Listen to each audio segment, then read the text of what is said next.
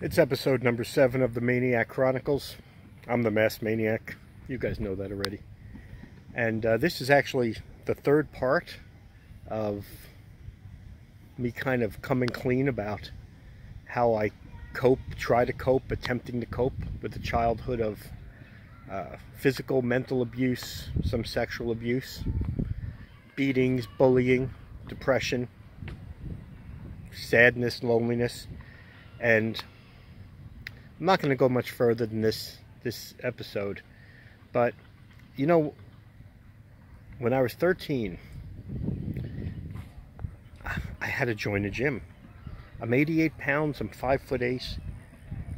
I have to. So I joined 2 gyms. Mid-City Gym, where all the wrestlers go, and Lucille Roberts Health Club, which was, it sounds like a woman's gym, but it wasn't. And I joined this gym, and very first day I was in Mid-City Gym, all these famous bodybuilders were there. I mean, so many of them were there. God, I couldn't even go through all the famous ones. And, you know, my mother walks in, tells everybody, my son's beaten up, my son's beaten up, he needs this, he needs that. So I start working out, and I'm working out, and that's all I'm doing.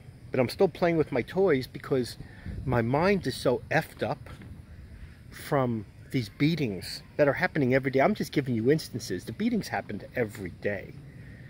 But I'm playing with toys till I'm 16 years old. I mean, I'm playing with G.I. Joe dolls because it's my only getaway from the world. And I'm going to the gym and I'm working out. And the very first year, my 13th year, I went from 88 pounds to like 120 pounds, which to me was monstrous. And I was walking home from the gym because I was finally allowed to cross the street at 13. And I'm coming home from the gym, and a bunch of kids from school, and they're like, it was middle school still, and I'll never forget. It's like, there's Smelly Frankie, there's Smelly Frankie, there's Smelly Frankie. We can do whatever we want to him. Nobody will stop us. And I remember all these people around listening to this, and I'm coming home in I remember my old Gold's Gym tank top, even though I didn't go to Gold's Gym. And there were like 5 of them. And they grabbed me and they dragged me in the bushes, and they beat the living crap out of me. And they beat me and they beat me. And I remember, never forget, they pulled my pants down. They started touching my wiener. And they weren't touching it for a sexual thing.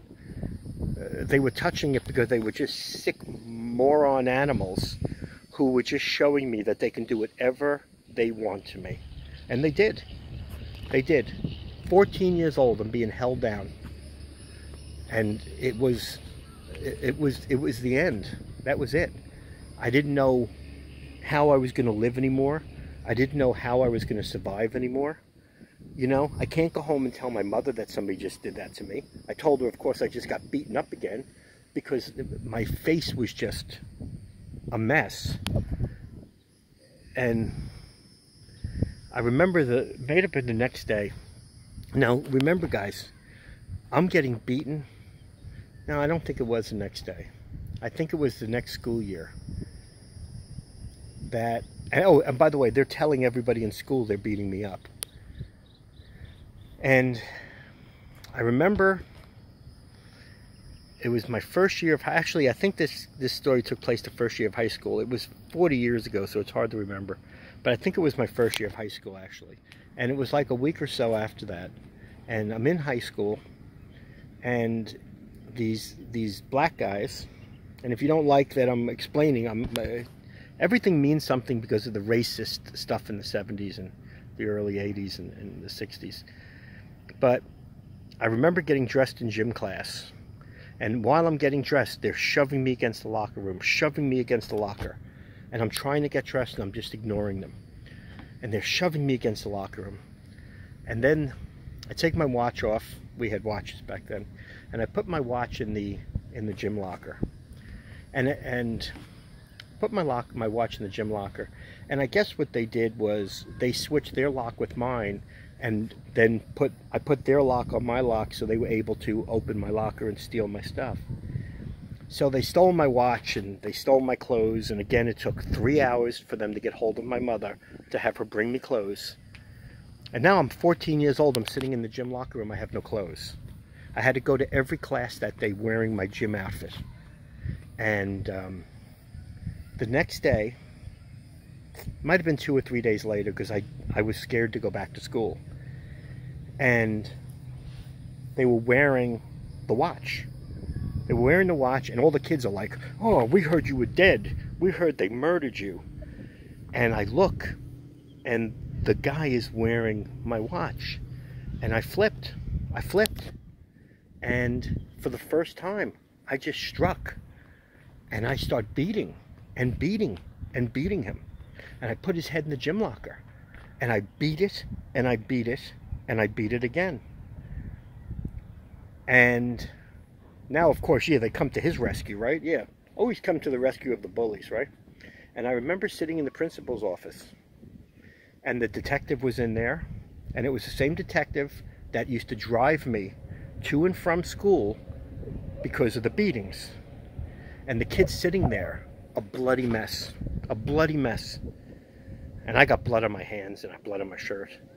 And his grandmother's there, and his grandmother's like, "I want this white boy arrested."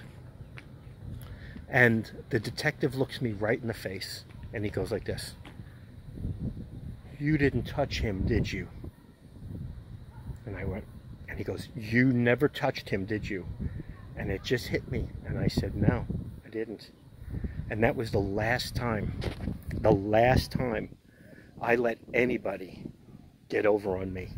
That was the last time I let anybody put their hands on me. And for the next, God knows how many years, I worked out and I worked out. And at some point I got to be 280 something pounds, never took steroids a day in my life. You don't like to hear that, too bad.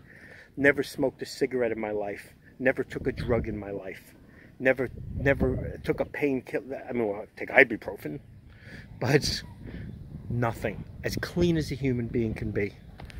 I just have been fighting all of this my whole life, nonstop, and I've been keeping it in my whole life. And I've just been an angry, horrible person my whole life. Angry, I hate everybody. I've always had. I met my wife, Kath, and I calmed down a lot and became a better person. I had Willie, I had Dylan, and I became another version of a better person. But then, my son Willie, 5 years ago, created a Facebook group called the Disney World Junkies.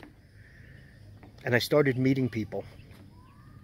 Fat people, skinny people, people with 4 arms, no legs, 72 fingers, 32 eyes, no teeth, some teeth, smelly people, dirty people, didn't matter. Well, the dirty's not so good. And I started realizing there are people out there just like me. And meeting all these people, all of a sudden, I just completely changed, and I started realizing that I gotta just let it go. I gotta just let it go. And I just went from being a miserable malcontent to kind of an okay person. And I still never really hurt anybody my whole life. But I remember about 3 or 4 years ago, a lot of you know about this, my family became stalked.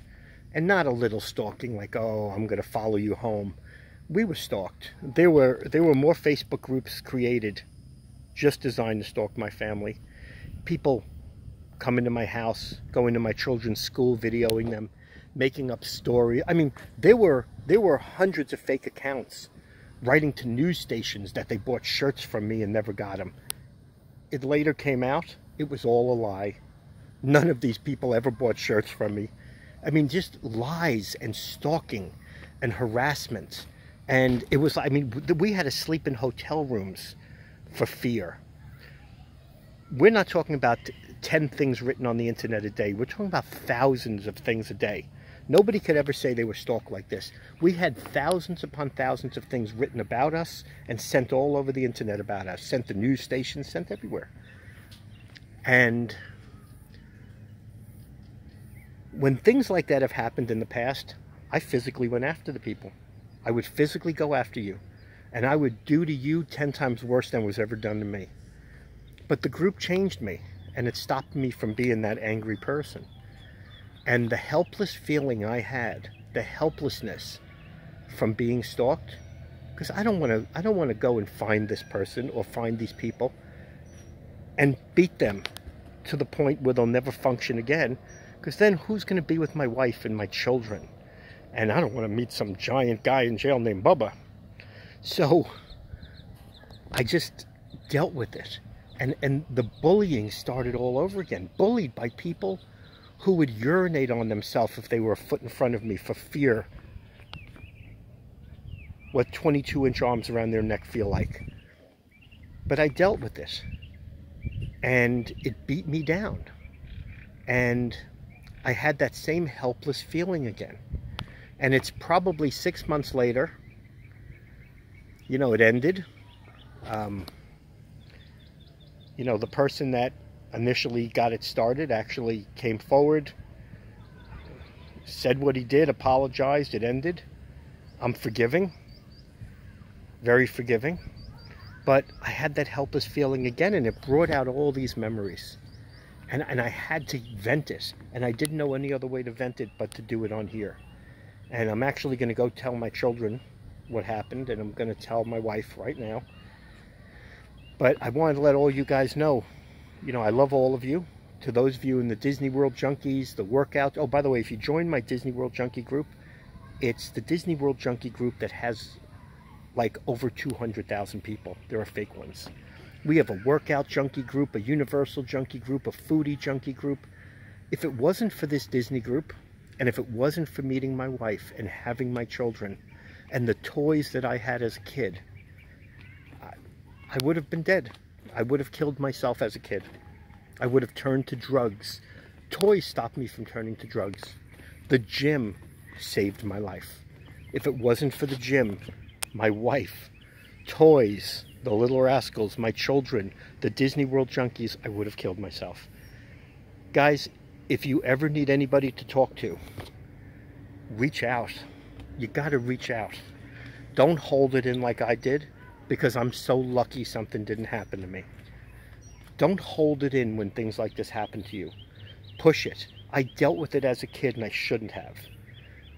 Many more things happened to me as a child that I'm not getting into, mostly because I just can't. I can't get it all out. But, you know, I just felt I needed to say all this stuff. Listen, again, to those of you that know me, I love you. To those of you who don't know me, I love you. To those of you who hate my guts, I probably love you a little bit too. Take care, everybody. Oh, by the way, I did this whole thing and didn't once mention that I was a professional wrestler for 30 years and a wrestling promoter for 25. It's amazing I didn't say that. Oh, well, I just said it. See you later, everybody.